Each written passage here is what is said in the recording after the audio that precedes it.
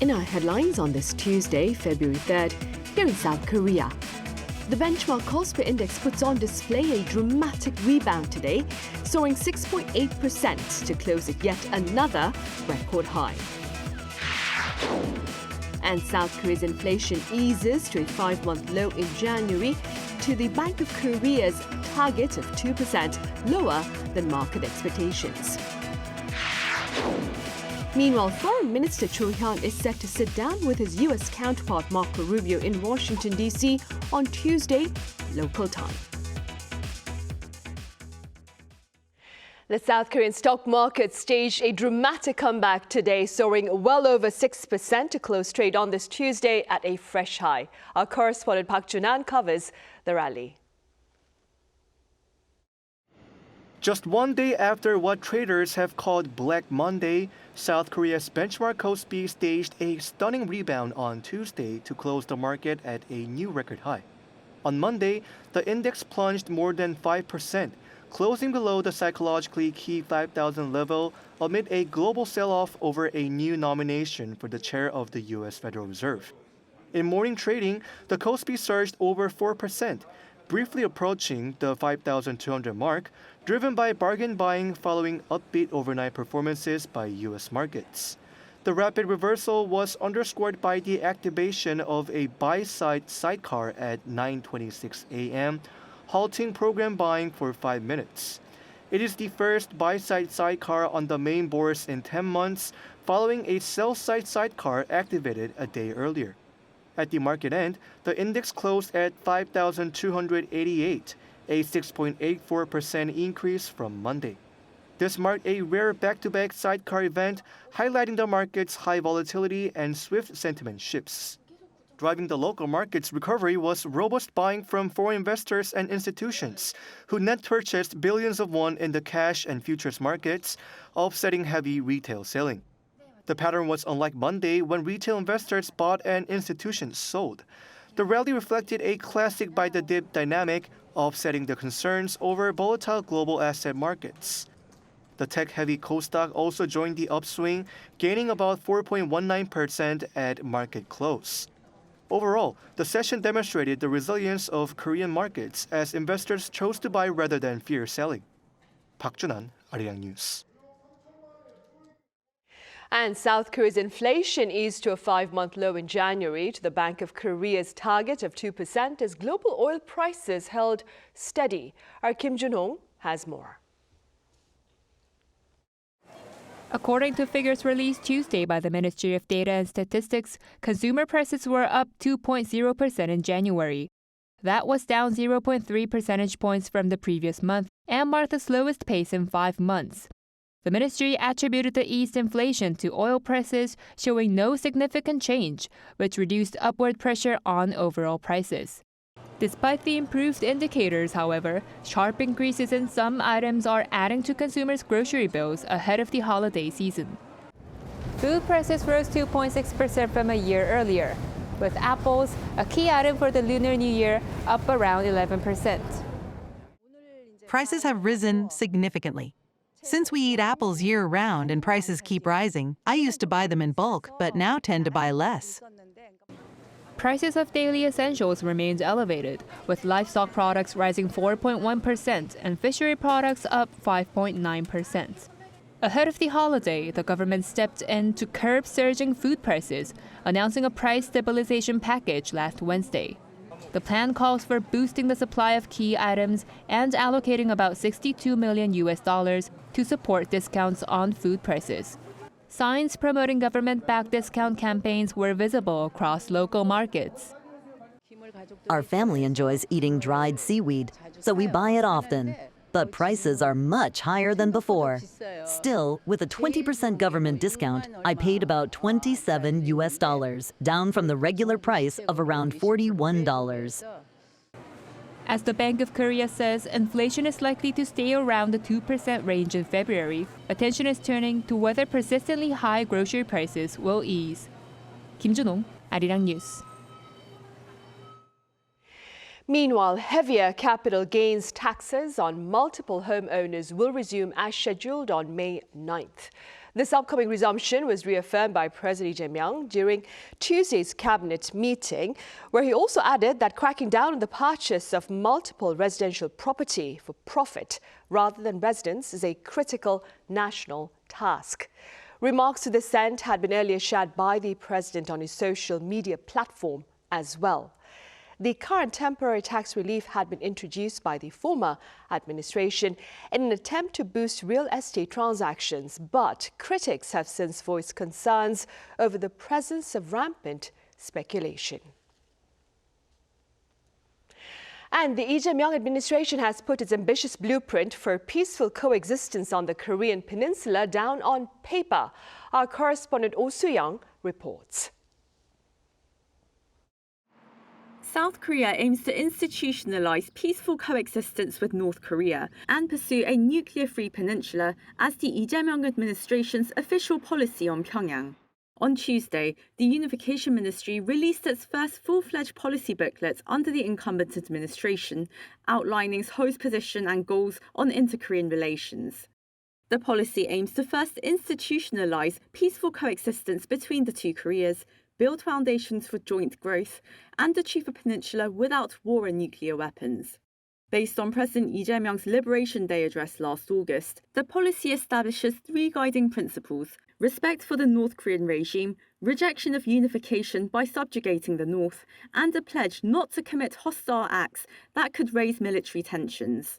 Seoul further sets out three main strategies, calling for mutually beneficial inter-Korean exchanges and cooperation, efforts to normalize North Korea's ties with the international community, and practical approaches towards a nuclear-free peninsula.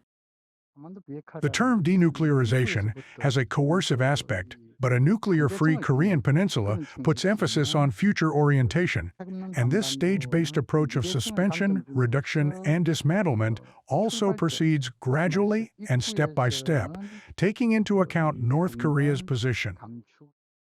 But is North Korea interested?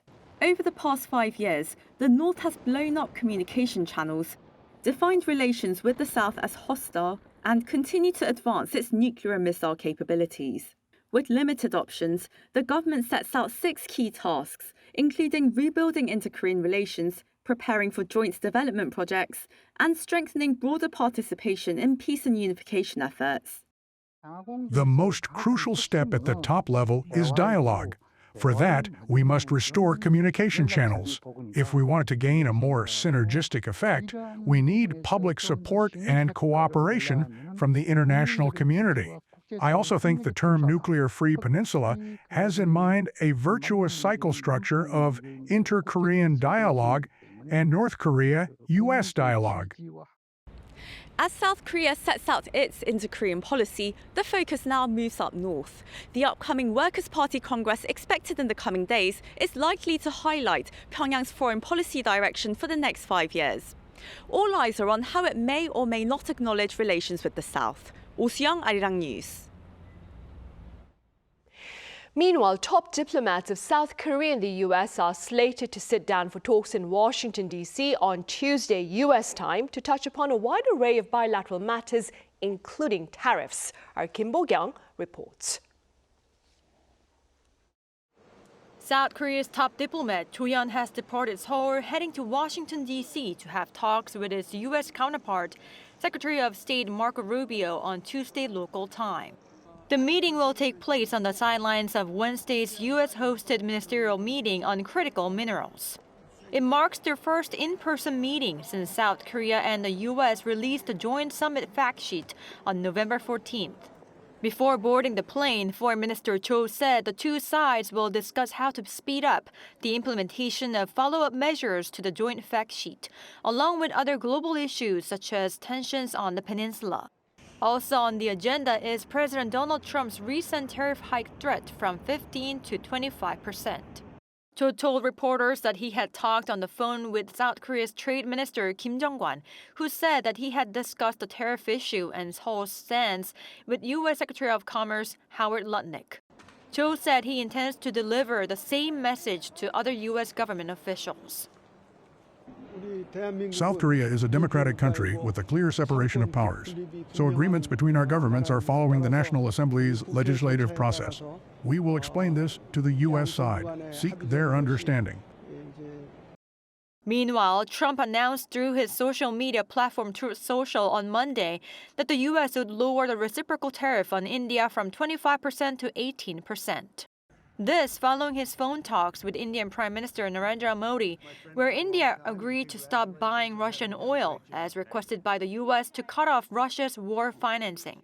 Saying that India decided to buy much more oil from the U.S. and potentially from Venezuela, Trump stated that the lower tariff rate will take effect immediately. With the additional 25% tariff penalty that was imposed due to India's imports of Russian oil also removed, the overall tariff on Indian exports to the U.S. will sharply go down from 50% to 18%. Kim Bo-kyung, Arirang News. Russia says its ties with South Korea depend on the latter's decision related to Ukraine. In a statement on Monday, Russia's foreign ministry pointed to South Korea's support of sanctions against Russia and maintained that the future course of bilateral ties will depend on whether or not South Korea supplies Ukraine with lethal weapons. It also made note of the Lee Jae-myung administration's willingness to improve ties, but added that real progress depends on external factors, including Ukraine-related decisions. And delegates from the U.S. and Iran are poised to meet in Turkey this coming Friday for talks of the latter's nuclear weapons ambitions. Our Lee Seung-jae reports. The United States and Iran are set to resume nuclear talks on Friday in Istanbul. According to Iranian and U.S. officials who spoke to Reuters, the renewed diplomacy comes amid efforts to ease tensions over Iran's nuclear program and to prevent the risk of a broader regional conflict. U.S. Special Envoy Steve Witkoff and Iranian Foreign Minister Abbas Araghchi are expected to meet, while representatives from several Middle Eastern countries, including Saudi Arabia, the United Arab Emirates, Qatar, and Egypt, are also expected to be in attendance. The talks signal a possible reopening of dialogue after months of heightened rhetoric and stalled negotiations. Both Washington and Tehran have recently indicated a willingness to return to diplomacy, even as differences remain over the scope of Iran's nuclear activities. The talks come after U.S. President Donald Trump on Sunday played down recent warnings from Iran's supreme leader about the possibility of a regional war. Why wouldn't he say that? Of course you're going to say that, but we have the biggest, most powerful ships in the world over there, very close, a couple of days, and hopefully we'll make a deal. If we don't make a deal, then we'll find out whether or not he was right. Trump added that the U.S. has a strong military presence nearby and voiced hope that a deal could still be reached, stressing that the outcome would ultimately test those warnings. Meanwhile, Iran's foreign ministry spokesperson Ismail Baghaei said Monday that Tehran is currently reviewing the terms for restarting negotiations. His comments suggest Iran is open to talks, but cautious about the conditions attached. Various points have been exchanged. At this stage, we are reviewing and deciding on the details of any diplomatic process, which we hope will reach a conclusion in the coming days.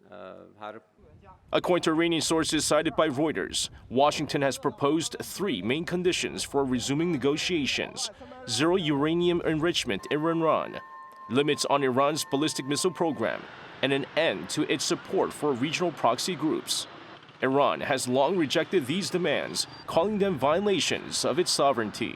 However, 2 Iranian officials told Reuters that internally, Tehran may see restrictions on its missile program as a bigger sticking point than limits on uranium enrichment. Lee Seung-jae, Arirang News.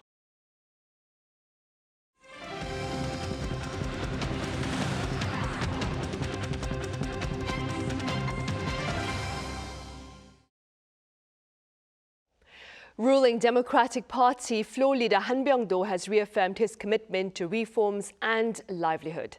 In an address to the National Assembly on this Tuesday, Han pointed to public livelihood as the priority of the Lee Jae-myung administration and that of the ruling party. With regard to reforms, he highlighted intentions to ensure a complete separation between investigative and prosecutorial functions and powers. Han also touched upon the urgency of fast-tracking legislation related to South Korea's investments in key U.S. industries as laid out in the joint fact sheet. Separately, the main opposition, People Power Party, is set to deliver its parliamentary address tomorrow, that is Wednesday. And South Korea's local elections are scheduled to take place on June 3rd, and preliminary candidate registration for those elections began today. Our Kim Do-yeon has more. Preliminary candidate registration for the June 3rd local elections opened on Tuesday, kicking off a 120-day sprint that will serve as the first major referendum on President Lee Jae-myung's first year in office. At stake are 17 metropolitan mayoral and gubernatorial posts, along with superintendents of education and local council seats, a contest that will gauge public sentiment toward the ruling bloc and the main opposition People Power Party in the wake of former President Yoon Suk-yeol's martial law crisis. The ruling Democratic Party is aiming for a landslide victory to consolidate its grip on legislative, executive, and local power. Its strategy centers on the judgment of insurrection narrative, keeping the 2024 martial law controversy in the spotlight. Crucially, the party is pushing a bold initiative to administratively merge key cities and provinces.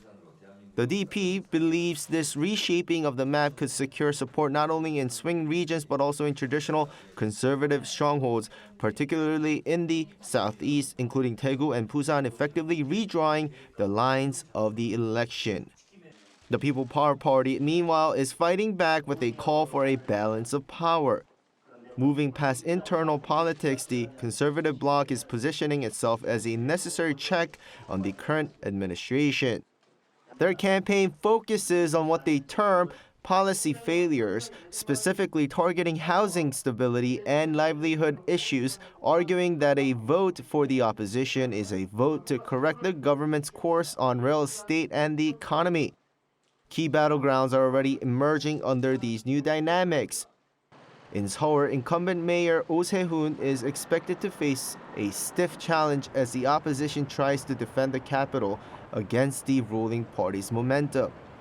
In Busan, the race is tightening, with the DP's administrative merger proposal potentially disrupting the match, with the incumbent from the main opposition, Park Hyung-jun, leading in the polls.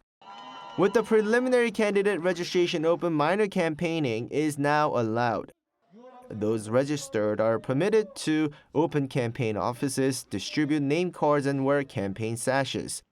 Official candidate registration is scheduled for May 14th and 15th. Kim Do-yeon, Arirang News.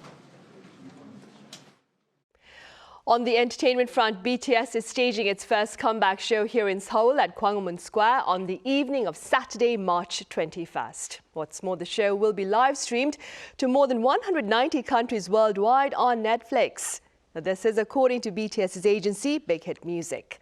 The comeback show begins one day after the release of the group's fifth album, titled Arirang. The upcoming performance at Gwanghwamun Square will mark the second time that BTS has performed in the heart of downtown Seoul.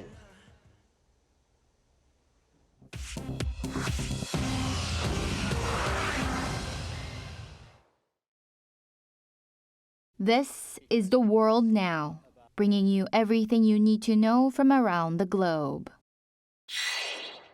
The Trump administration is facing another major legal hurdle as civil rights groups move to block a sweeping immigration freeze, with a lawsuit claiming the government is illegally dismantling decades of established law.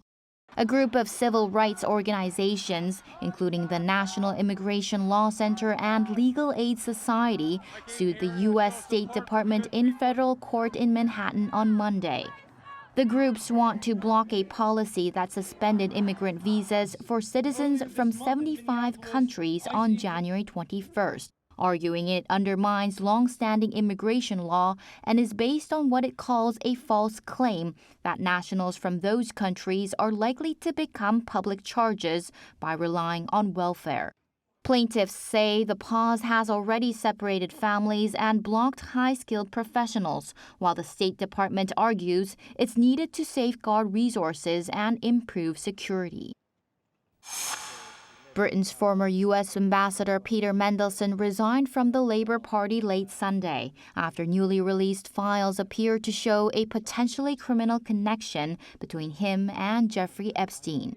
Newly released U.S. Justice Department files suggest Mandelson leaked a confidential government briefing on economic policy to the late sex offender.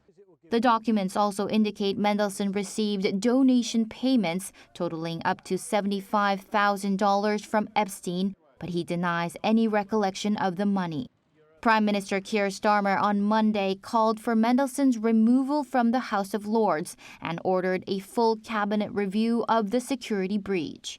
British police are now reviewing the matter to determine if criminal charges are warranted. Elon Musk is consolidating his empire into what investors are calling the Muskonomy.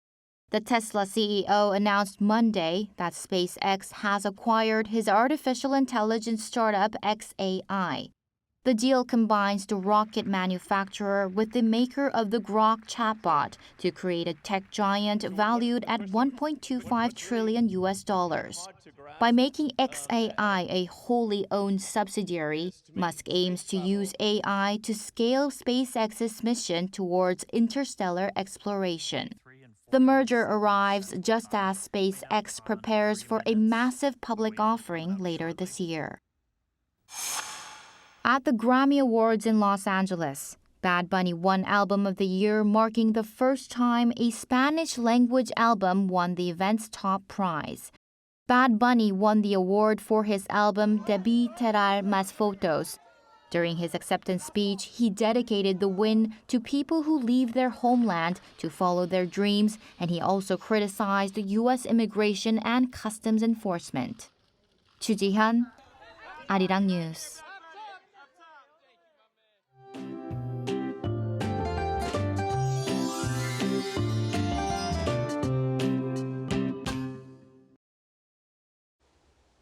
Despite the cold morning, as the day goes on, it turned a bit warmer than usual for this time of year. There's no significant cold expected through Ipchun tomorrow and into Thursday. However, the cold will not stay away for long. Starting Friday, a strong cold front will move in again and temperatures will stay below freezing all day. Dry weather warnings are still in place, mainly around the eastern parts of the country. Along the East Coast, dry conditions are especially severe under a dry weather warning. With strong winds blowing, please be extra careful with anything that could spark a fire. Tomorrow morning, Seoul will start off at -1 degree, Daegu and Gyeongju at -4 degrees. Daily highs will rise to 7 degrees in Seoul, 9 degrees in Daejeon. On Thursday, rain or snow is forecast in the northern parts of Gangwon-do province. That's all for Korea. Here are the weather conditions around the world.